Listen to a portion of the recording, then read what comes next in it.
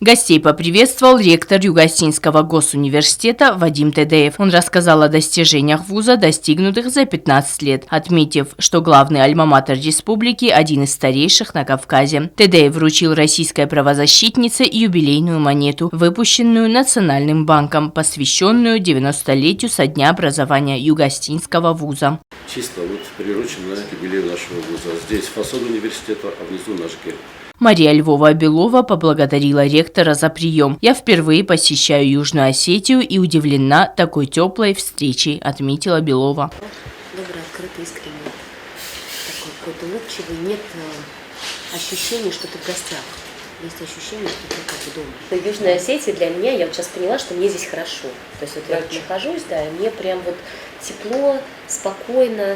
И как будто я там не первый раз приехала, а что это там один из очередных приездов. Руководство вуза во главе с ректором Вадимом Тедеевым провели гостям экскурсию по музейному комплексу Юго-Остинского госуниверситета. Натяжная цепь, она символизирует, во-первых, состоятельность семьи.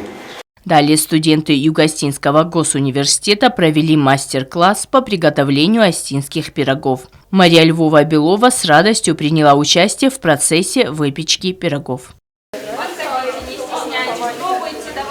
Это вам мастер-класс от Марии Алексеевны. Да, Мария Алексеевна сама учится.